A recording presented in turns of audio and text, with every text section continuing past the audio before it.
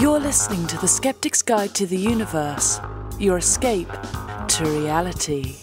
All right, so we are going to be talking about the movie Oblivion, and we will be giving massive spoilers. So, for those of you who did see the movie, what did you guys think about it? Now?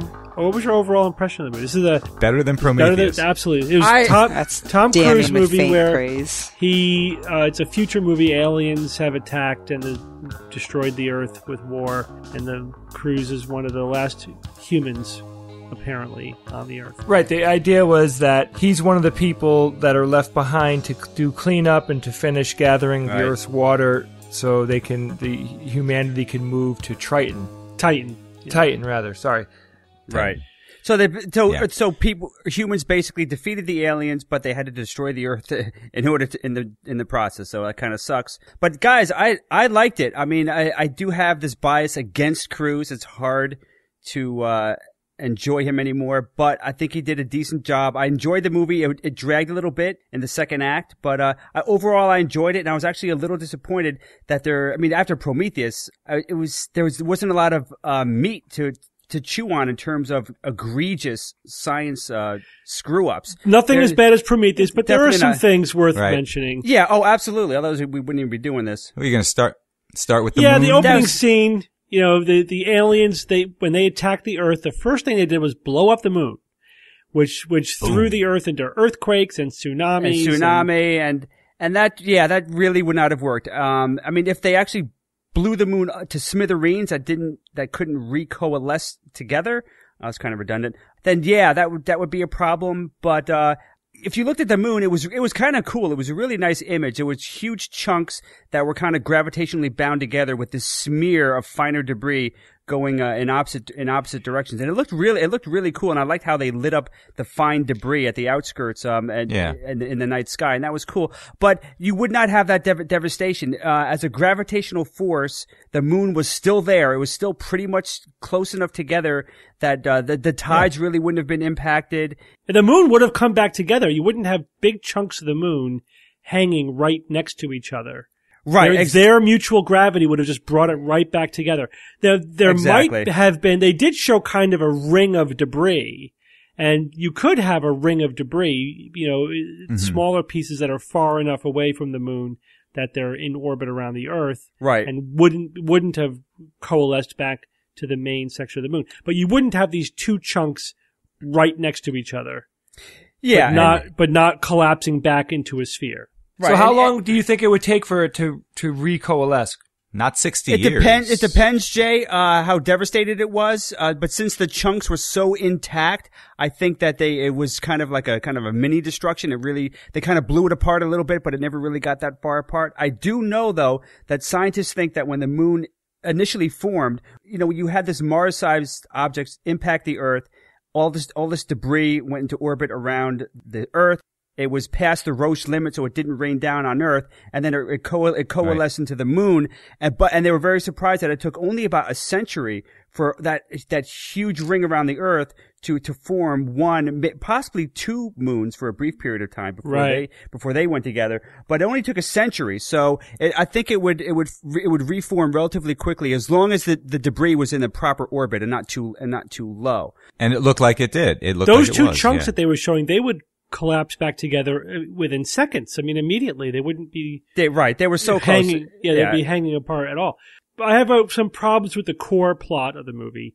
Now, this, of course, this is a little bit contrived, and whenever you have an alien attacking the Earth movie, you always have to allow for certain contrivances just to make the movie possible. But why would aliens bother coming to the Earth just to suck up our water? Right. They mentioned fusion. I think they mentioned fusion. So I think they were using the hydrogen in the water. Why not suck the hydrogen out of Jupiter? I know, it's ridiculous. Think of the energy. Bad choice. Think of the energy they expended just getting here. So let's use all this energy, and then let's suck up the ocean so that we can recover 0.0000001% of the energy that we just expended getting here. Sorry.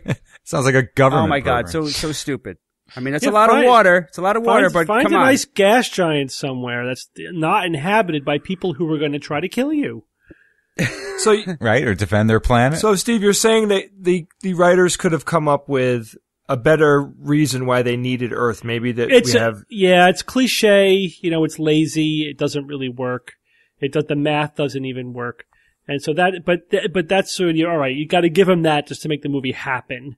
And it was a cool image. Those machines were kind of were very cool looking out, extending out into the horizon, sucking up the water. It was a cool image, and I think that's what probably sold them on it more than anything else. The alien ship was a huge D4, which I like. Yeah, it was a big pyramid. Nerd. I was the tetrahedron. Yeah. The problem I found with the movie was much more in the writing and directing, because I was able to predict almost everything that was going on. Yeah. The instant you see Tom Cruise's clone, it's his clone. I mean, that's what I was going to ask, because when I was reading the Wikipedia page, as soon as I read that he had his memory erased, I'm like, oh, he's a clone. Yeah. No, really? It seemed like this borrowed really heavily from every other. Yeah, it sounded like Moon. It did. It sounded like they were trying to go. Wow, for Moon just the memory wipe clued you into that he was a clone? Yeah, I don't know. That's pretty what good. popped into my head. Well, you knew it wasn't for the superficial reason, given that it was for security. You knew that it was right. That's dumb. Yeah, right. Yes. No, obviously it's not. Yeah, that. But they don't expect you to believe that that's the real reason. I think. Yeah. All right. The other major core plot element of the movie that again is contrived and lazy is really the super advanced aliens get here with their massive ship, and then to take over the Earth, they send down clones. They send out an army of clones to subdue the human population on the Earth. Yeah, but a little virus or something. Nanites. Dust them along. Yeah, nanites, gas, viruses. Robots. Tiny robots. Well, they already had They have robots. drones, right? Why didn't they send those? I think they this probably is an honest question because I probably haven't need seen too it. many of them. I mean, why not just nuke the continents? What the hell? Tom Cruise's job was to repair them and find them. It was so ridiculous. First of all, why are the drones getting damaged so much? I mean, there's not that many humans left. Yeah, I guess there was enough to occasionally take out a drone here and there. Their attack plan seemed silly. I mean, if we were just an infestation in their way of sucking up all of our water, if they had the technology to get here, they would be able to wipe us out without having to send down an army or drones. There would be so many ways to do that. We wouldn't have a chance against them. Because, especially since this whole thing starts in 2017. That's another thing. Yes. What the hell? Why did you make that movie start 4 years from now? 4 years from when now. You could have easily made it 50 or 60 or 70 years when it's actually plausible that we would have the tech that they were saying we're going to have in 4 years. I mean, the tech was the alien tech, Steve. No, I know. But Jay, I'm talking about the NASA ship they sent to investigate. We would have to be building that thing 5 years ago to have that ship in 2017. I thought the same thing, yeah. There was absolutely no reason for them not to just have it all happen in 2050, you know? Yeah. They're flying that thing around like it's a shuttlecraft from Star Trek Next Generation. No way. And Steve, I can only think right now of a couple examples of that tech that was out of whack. The NASA ship, which we clearly won't have, and those sleeping units. I had a problem with them. Yeah, now keeping someone they alive, had these coffin-like techno devices that basically put you to sleep, and they called it Delta sleep. Delta sleep. They called it Delta sleep.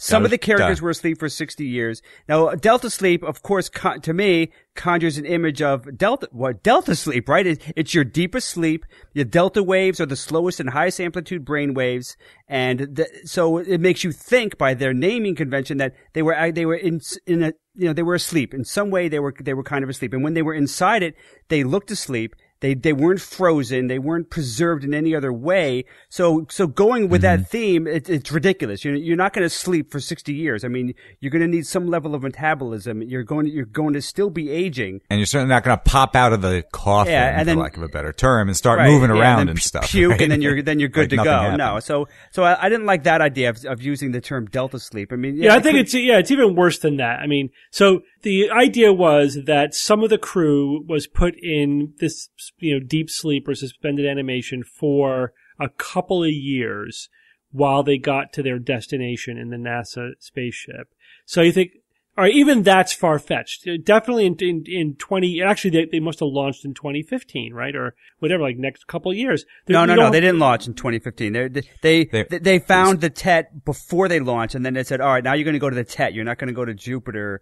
But it was, no, I know, but they were at Tet in 2017, and how long, it took them time to get there. No, Tet was like right by Earth. I was thinking the same thing.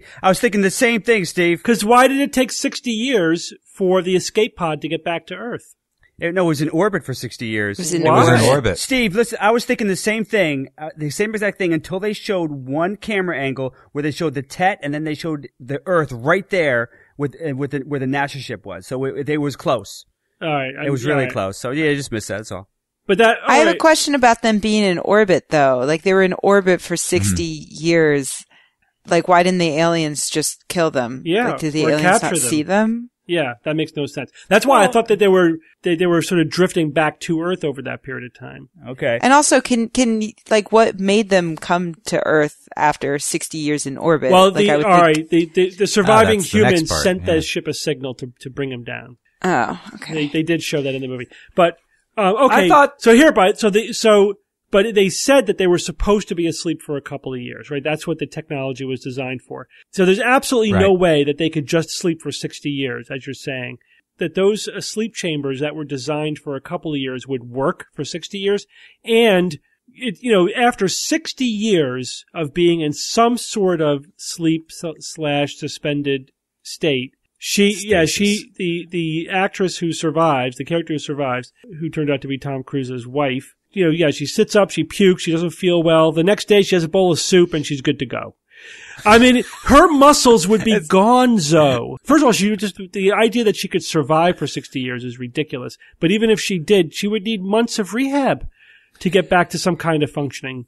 Yeah, and all they have to do, because it's sci-fi, they just have to have a throwaway line to explain it away. Yeah, because of the blah blah blah, which is why it should have been 50 or 60 years in the future, right? Where they could have said, "Oh, don't worry, your nanites, blah, will take care of the whatever," But something they could have invoked some futuristic tech, but you can't do that in 2017. Yeah. Well, you don't know, Steve. 5 years.